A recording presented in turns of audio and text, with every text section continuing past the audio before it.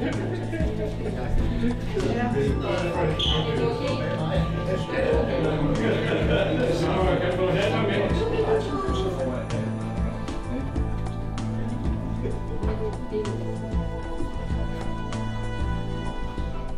det foregår i det regi, som vi også kalder tendensklog, som vi prøver at sætte en finger på tiden i dag, tiden fremover, og hvad det er, vi lever i på en verden. Så dem tager vi sådan ligesom og deler i to. Dels noget omkring det helt lokale, positive historie fra Høje Taastrup, og så også i den anden med tendenskloge foredrag, der sådan ligesom sætter lidt mere overordnet perspektiv på det. For eksempel næste arrangement har vi nogle bedsteforældre for klimaaktion, eller bedsteforældres klimaaktion. Ja. Men meningen er jo, at vi skal have et par gode timer, og vi ved jo godt, at skal man have det godt, så skal man også have noget i maven. Ja. Og det er jeg samarbejder med Özlem Cekic, og hun altid siger, når de er med, så er de fred. Så det er derfor, vi inviterer jer til at tage et stykke kage, som vi laver specielt til jer, til den lejlighed. Og vi skal snakke om jeres positive historie. Ja, hver en. Vi går dem igennem alle sammen. Men nu skal I først lige have enten en lavkage eller en kage med. Eller kage med. I skal bare tage jeres tallerken og gå op. Ja. Og så er det kaffe og te og vand, og så er det et bord.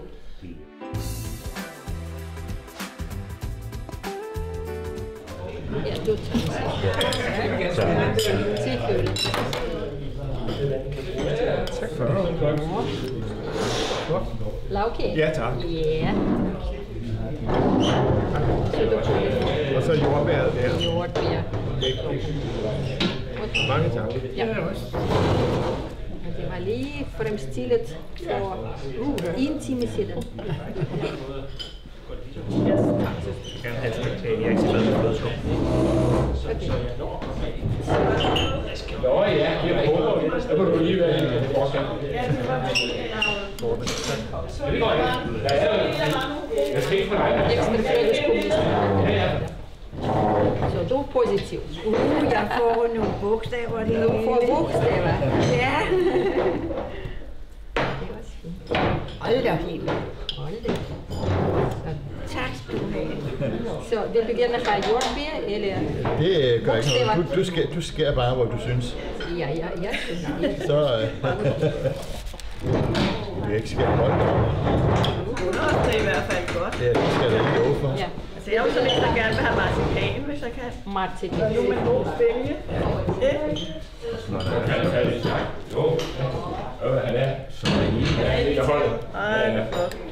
Tak skal du have. Ja,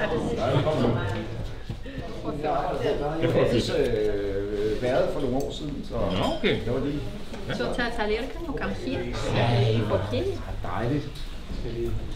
Vi startede nede i parken for 4 år siden. Og der kørte vi ned i nogle år, og det voksede, og paraplyen voksede væk, så vi kunne ikke være der. Og så har vi nogle gode kontakter i kommunen, som synes også, at det var en rigtig god idé med det madspild. Og så tidligere viceborgmester Isat, han var meget med på den. Og så viste det sig, at der blev et ledigt lokale nede i hovedgaden, hvor den tidligere Danmission butik har været om i baggården. Og så var kommunen med på det, så kommunen betaler huslejen for os.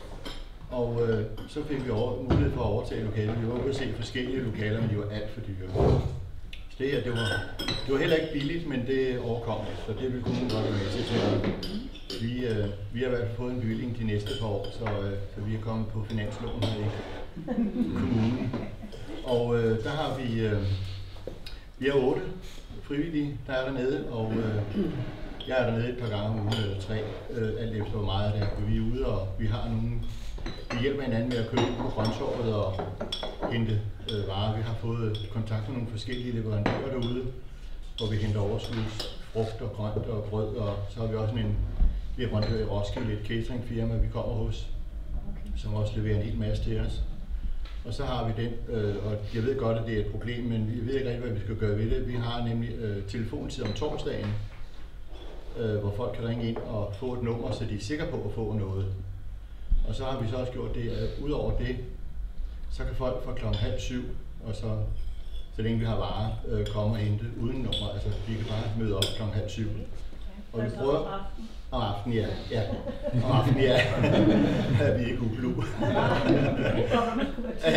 Nej, men det er fra kl. 18 om torsdagen, og så til 18:50 cirka, ikke?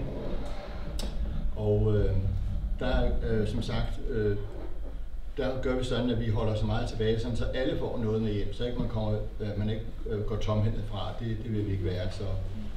Men altså, vi har cirka mellem 80 og 100, der kommer om mandagen. Mandag aften. Og folk er rigtig glade for det, og vi er også glade for det. Det er jo dejligt at se glade mennesker, det vil også sige, at vi arbejder på at prøve at få åbnet endnu en dag om ugen. Men vi skal for det første være lidt mere frivillige, og de hænger ikke på træerne. Og vi skal også lige have lidt flere leverandører, så vi er helt sikre på, at vi også har noget, fordi vi vil ikke gerne holde på en hest. Vi vil gerne holde på flere heste, sådan så når en svigter, så kan vi håbe på, at der er en anden. Så, vi kører på, og vi har fået nogle gode arbejdsforhold dernede og fået noget inventar ind, som vi kan bruge, og i det hele taget, vi har nogle gode forhold til både frys og køl og det hele, så at folk behøver ikke være bange for, at det der er, det ikke er godt nok. Så, ja. Så sådan er det. Skal I ikke lige have en hånd?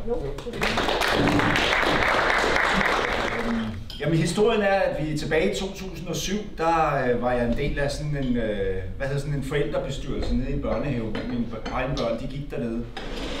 Og vi snakkede så sammen med sådan et forældreråd i en af naboinstitutionerne. Vi skulle lave sådan en eftermiddag for en masse børn i børnehaverne fælles. Og vi ville allerførst lave det ude på Rønnungvangskolens parkeringsplads. Men det endte nede ved Blåkildegård dernede. Og så tænkte vi, når institutionens børn og forældre kan komme, så kan alle jo komme. Og så åbnede vi bare dørene op. Og vi vidste faktisk ikke rigtigt, hvordan vi skulle lave sådan en, og det var egentlig 4 dage før, vi begyndte at kalde det en børnefestival. Vi vidste ikke rigtigt, hvordan vi skulle lave den, og det ved vi sådan set stadig ikke. Altså, det er noget sådan, vi bare gør. Og ideen det er lidt, at børn skal have det sjovt, voksne skal have det sjovt, og frivillige skal have det sjovt. Og så mødes vi en masse mennesker, og så får vi et eller andet op at stå på en græsplæne. Det er noget med noget musik, og der kommer nogle børneloppemarkeder, der kommer en masse aktiviteter. Ideen er, at det skal være gratis, altså det må ikke koste noget, og vi skal have det sjovt. Så det fornøjer vi os med hvert eneste år. Og i år, der bliver det sidste år. Fordi nu gider vi ikke mere, men vi tager lige 1 år mere. Så ja. Ja, men det lige her i hånden, for I kæmper arbejde. Hvad var det, du sagde for spørgsmål? Nej, det er små taler, og det som I har gang med omkring biodiversitetsrådet. Ja, altså vi arbejder med biodiversitet hver dag, og vi har haft alle vores medarbejdere på kursus flere gange, hvor de lærer, hvordan vi fremmer biodiversiteten med at efterlade døbt ved og lave insekthoteller og kvægsbunker, og senest har vi lavet 26 kvægsegn. Jeg ved ikke, hvor mange biler er hjælp, men i hvert fald nok til på 1 kilometer kvægsegn, vi har lavet rundt omkring kommunen, så vi ikke skal fragte grønt affald rundt i byen, men kan komme ind i det lokalt. Okay. Så det er noget, vi arbejder med hele tiden, og prøver at blive bedre på. Ja. Men er det ikke også der, hvor I laver de der, altså for eksempel bor jeg ude i Flintevinget i Hedehusene, der har vi sådan en stor græsplæne foran en institution, og der er I da ved at lave noget der, som også skal være sådan noget biovenligt. Det er en del af vores visionsplaner, hvor vi har arbejdet med det område derude, og vi har faktisk, fordi vi har lidt problemer med, når vi laver en blomstereng, så ender det tit i tidsler og brændenælder. Og det er fordi, vi har en meget, vi begunstiger en meget god lerjord i kommunen. Og det er det, der vokser allerbedst på lerjord. Så vi har faktisk derude prøvet at lave en blomstersammensætning, hvor vi har plantet blomster ud, som forhåbentlig kan konkurrere med tidsler og brændenælder. For at se, om vi på den måde kan få nogle flere blomster. Jeg skal holde øje med det. Vi ved, det virker, fordi vi har lavet forsøg med den samme blanding for 3-4 år siden op foran driftbyen. Når man kører ind til genbrugspladsen, så til lige til højre, der er noget, og der har det stået i 3-4 år nu, og det ser lovende ud. I er så her foran sin villa, eller parcelhus, eller nu kalder jeg det Dronningehøj.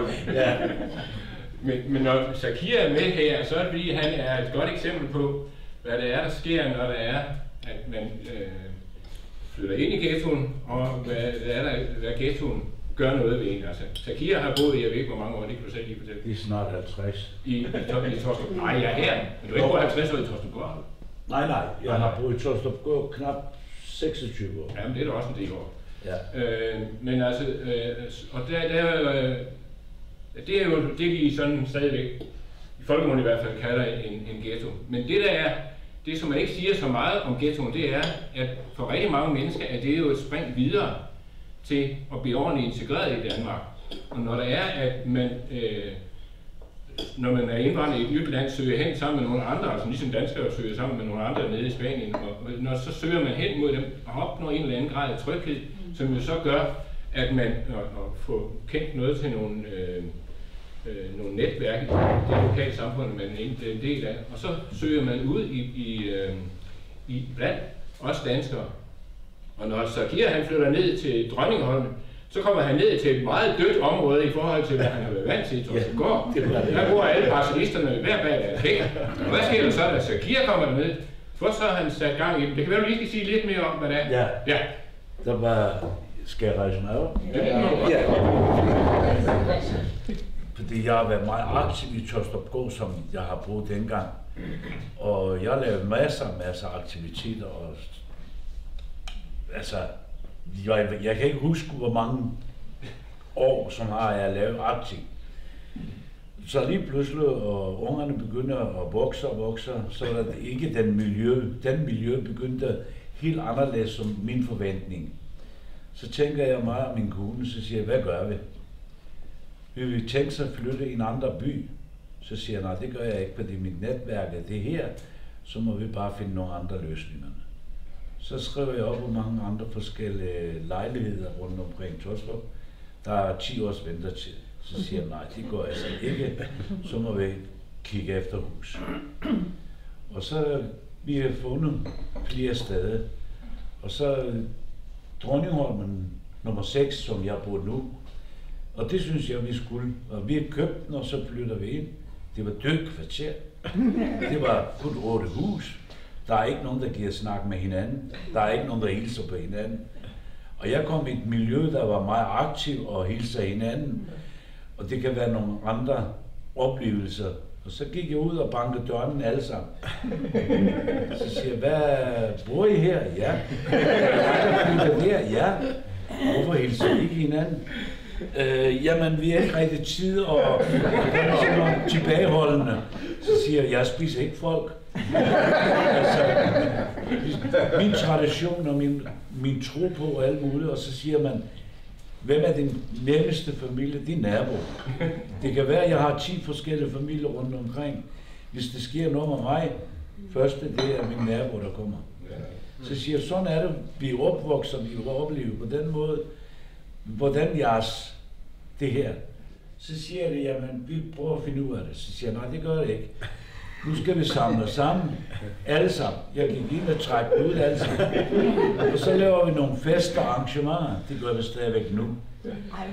Og vi har det som rigtig simpelthen flot, så flot. Og vi hjælper hinanden. Skal I ikke have mig?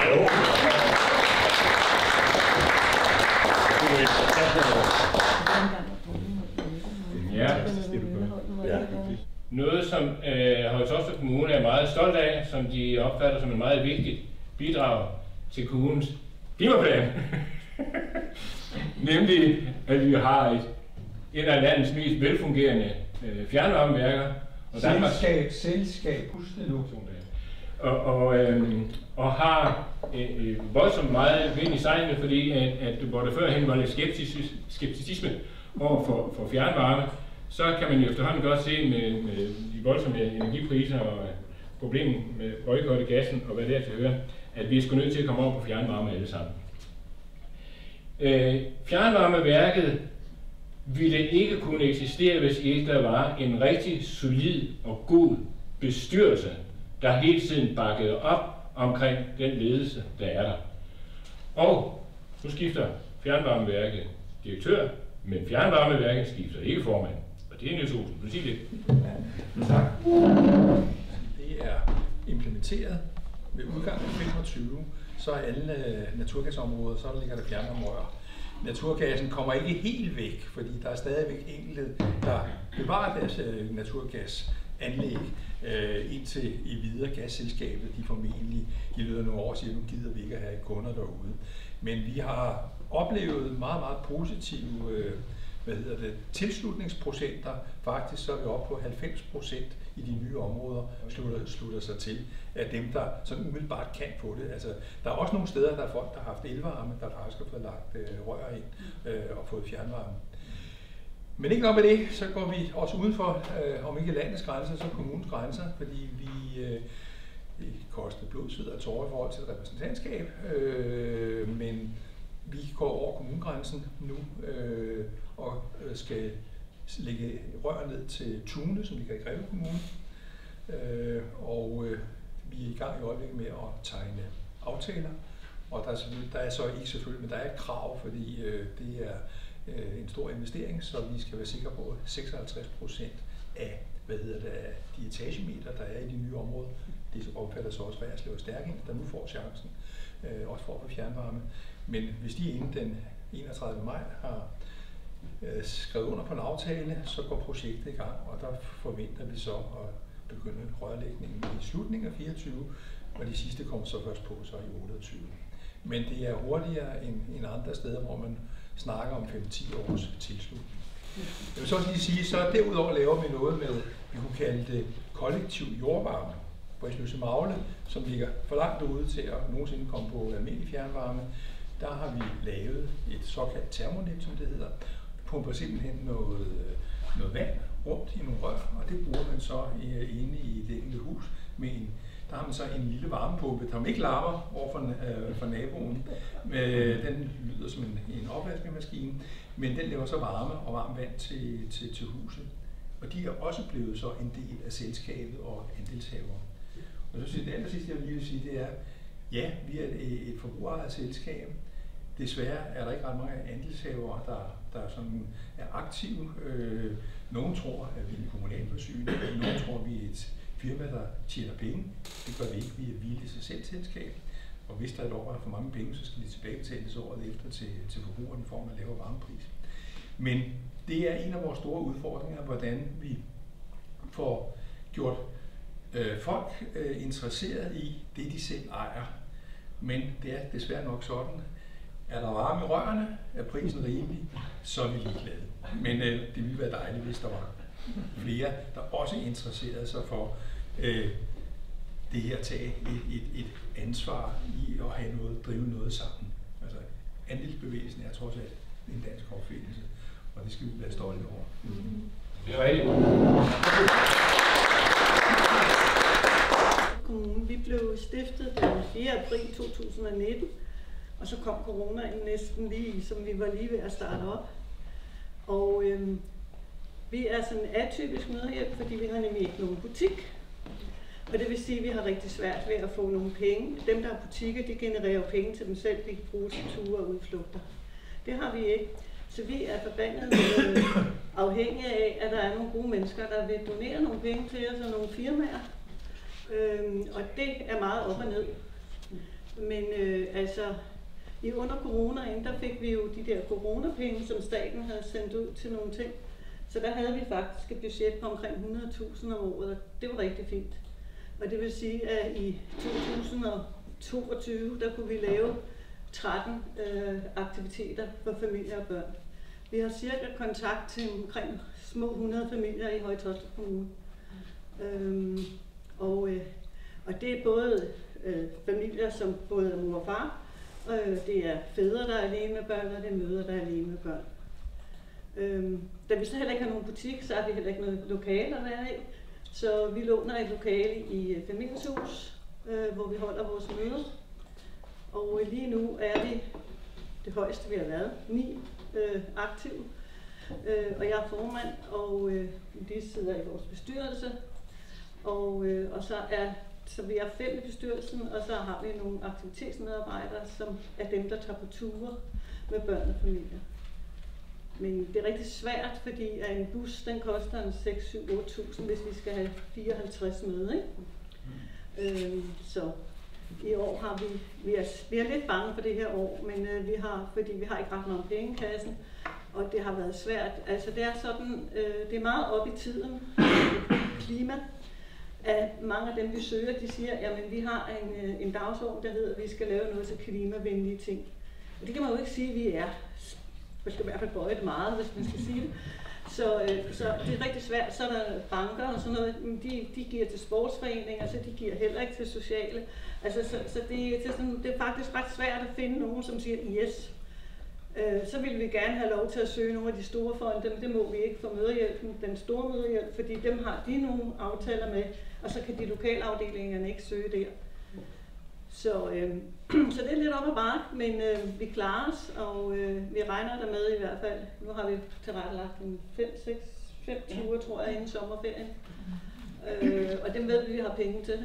Og så har vi søgt nogle penge inde i Mødrehjælpen, fordi det er faktisk sådan, at dem, der har butikker, der ligger butikker på Amager og Nørrebro og Vesterbro og sådan noget, de tjener 2-3 millioner om året. Og de kan simpelthen ikke nå at bruge deres penge. Og det er sådan meget grotesk, at der er nogen, som har masser af penge, men de har ikke nogen aktive til at lave de der ture. De kan kun få folk til butikker, fordi det var det første, at jeg blev nærmest blæst bagover, da det stod i avisen, at nu har vi lavet Mødrehjælp. Jeg havde så mange opringninger folk, der gerne vil stå i en butik, så siger de, vi har ingen butik. Og så forsvandt deres engagement, altså så havde de ikke interesse. Det var kun fordi, de gerne ville være i en butik. Så det er ikke så attraktivt bare, ikke hos os, men som i gåseøjne, at bare være dem, der skal ud og tage på tur med familierne. De er meget populære at komme til Bonbonland for eksempel, på Bakken. Sådan nogle ting, som de ikke selv har råd til. Det kniver mere med at bruge de lokale. Vi ville rigtig gerne have, at de skulle få øjnene op for Hakkemose med Hedeland, Røglebakken og hvad de ellers hedder, der er i kommunen, at de selv kunne gå derned med deres børn. Vi har prøvet at arrangere skatteture og sådan noget, eller skattejagter. Det er ikke sådan, at vi sidder derhjemme med telefonen hele tiden. Vi har den i lommen. Og det er folk, som har været ude for nogle uforudsete ulykker. De er kommet hjem, der har måske været indbrud. Og man er en gammel dame på 75 år, som lige så næsten så gammel som mig, som kommer hjem og ser hele hjemmet derude og bliver frygtelig ked af det og ved slet ikke, hvad man skal gøre. Så kan man ringe til offerrådgivning. Så kan vi guide dem rundt på, hvad vi skal. Nu skal vi gøre det og det, og har du en søn eller en datter, vi kan ringe til, og hvis kan du selv ringe, og alle sådan nogle ting. Det har 125 års jubilæum i år faktisk. Det er en opgave, vi virkelig har ude i landsbyerne, det er i virkeligheden at genopfinde os selv, og vi skal faktisk genopfinde forsamlingshusets funktion i en landsby. Før den tid, der var der overhovedet ikke noget problem, fordi alle havde brug for det hus og ønskede at komme der. Hvis der var en generalforsamling, hvor der nu kom halvdelen af bestyrelsen, så kom der hele byen dengang, og de spillede kort hele natten og spiste smørbrød og sådan noget der. Så folk, de var virkelig festlige i gamle dage, de ønskede bare at være sammen, de ville bare feste, og det gider folk overhovedet ikke mere.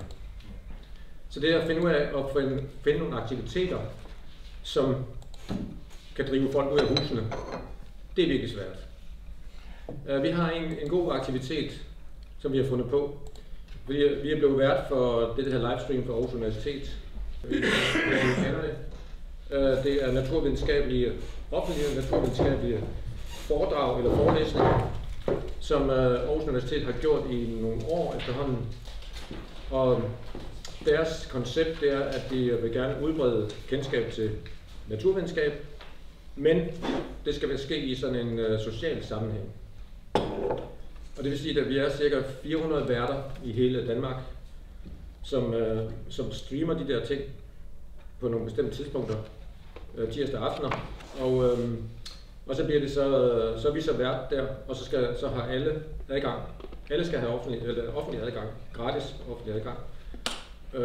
Og så kommer der forhåbentlig en masse mennesker der og finder ud af, at naturvidenskab det er faktisk for alle. Og det er faktisk på et meget højt plan. Det er de bedste forskere inden for de naturvidenskabelige områder, der forelæser. Og det tænker man, det lyder virkelig kedeligt, ikke? Men de er bare så engagerede. Og det er virkelig et godt koncept. Og jeg håber egentlig på, at vi har så prøvet at udbrede det i Reerslev på den måde, at vi egentlig har fået nogen til at komme og se, hvad det er. Og så har de faktisk, altså både i golfklubben og i Torslunde, deres kirkehus, er også kommet med, og biblioteket her i Tostrup har faktisk været med en del år, men de kører ikke så mange af foredragene, vi kører alle foredrag. Biblioteket i Hedehusene er også med, men vi tænker faktisk, at det vil egne sig rigtig godt til for eksempel kvartershusene nede i nærheden, fordi det er et livestream på den måde, at man kan ikke gå ind og streame det efterfølgende. En lykkelig situation, at vi har en, der rækker ud over kommunegrænsen. Jeg synes, at cyklen er et fantastisk transportmiddel, og jeg synes jo, at alle burde have en cykel og bruge den. Så har jeg siden den her historie faktisk startet et cykelprojekt op, hvor det handler om at få få cyklen integreret i skoletiden, så børnene i skolerne rundt omkring får brugt cyklen i undervisningen. Og der er 3 skoler, der deltager i projektet oprindeligt. Der er så en af skolerne, der er ude igen, fordi at der ikke rigtig var overskud til det, og opbakningen var der måske heller ikke helt. Men der er 2 skoler tilbage, og de får cyklet, og jeg har været rundt i byen og opsøgt virksomheder for at finde sponsorater til konkurrencer. Man har fået Racehall har støttet med gavekort, så en hel klasse kunne komme ud og køre go-kart, og hvad det ellers? Skoda Brøndby. Nu arbejder jeg selv i en bilvirksomhed, så jeg vidste, at Skoda Brøndby de var meget opmærksomme på børn og cykling, så dem skrev jeg til fra min arbejdsmail og spurgte, om de ikke havde lyst til at sponsere det her, og de var bare rigtig meget på. Så de er faktisk hovedsponsoren og har sponsoreret projektet med, jeg tror, 13.000 sådan i præmier. Og så er der en lokal virksomhed, Heto også, der har sponsoreret, at børnene kan komme ud og cykle på mountainbike. Så der er de her præmier, som lidt skal være lokkemiddel til de unge mennesker, der skal ud og cykle. Sådan lidt den der gulerod, der skal få dem op på cyklen og afsted. Og så er det jo selvfølgelig også mega vigtigt med læreropbakningen. Fordi hvis lærerne ikke gider at cykle, så kommer eleverne heller ikke afsted. Ja. Og jeg tror, at det er en fantastisk idé at lave positiv historie, fordi jeg har oplevet mange gange, at man kan høre historier, og man kan ikke høre forskellige fakta, taler, som det er lidt svært at huske det hele. Det er fuldstændig frivillig forening, som hedder Verdens Kvinder i Danmark, som tager initiativ til et projekt. Og vi er kvinder fra forskellige lande, som har dannet en forening, som hedder Verdens Kvinder i Danmark, og vi er i København. Og det er forening for kvinder, som kom til Danmark først og fremmest på grund af kærlighed. Så der er flere af vores medlemmer, der er dansk gift. Og efterhånden vi begynder at tænke om vores fremtid, fordi vi kom til Danmark som voksne mennesker. Og som voksne mennesker, man kan aldrig lære dansk på den måde, at vi taler uden accent. Derfor jeg har kæmpe stor accent, fordi jeg kom til Danmark, da jeg var 45 år gammel. Og så vi begynder at tænke om vores fremtid. Og pludselig vi har optaget, at det er kæmpe stor risiko, at mennesker, der begynder at være gammel, de glemmer fremmed sprog, hvis de har lært det som voksne mennesker. Og de husker kun sit modersmål. Så vi begynder at tænke, jeg for eksempel begynder at tænke, hvad sker der med mig, hvis jeg vil være gammel og syg? Jeg har fantastisk dansk mand, og han har fantastiske 3 døtre. Men de kan ikke kommunikere med mig, hvis jeg vil være syg. Selvfølgelig de vil besøge mig, men jeg kan ikke kommunikere med dem. Og så vi begynder at tænke, hvilken tilbud har Danmark for den slags mennesker. Og vi har optaget, at der er ikke nogen tilbud til mennesker, som kan ikke huske sit eget sprog. Det handler ikke om mennesker, som vil ikke lære dansk. Nej, det handler om syge mennesker, om gamle mennesker. Og vi begynder at samle forskellige historier. Og vi efterhånden, vi eksisterer omkring 4 år. Efterhånden, vi har mange historier nu på forskellige plejehjem, sidder mennesker med forskellige etnisk baggrund, og som kan ikke kommunikere med verden, som de sidder og faktisk har rigtig dårlig humor, eller de skændes med alle andre beboere, og så videre, og så videre. Og så vi begynder at tænke, hvad vi kan gøre selv. Så vi kigger på den projekt, som Ældresagen har besøgstjenester, som Røde Kors har besøgstjenester. Og vi faktisk har lavet, vi tager den koncept også for at besøge ældre mennesker, og vi har det eneste opgave, at hygge sammen. Historierne kan I så læse i bogen.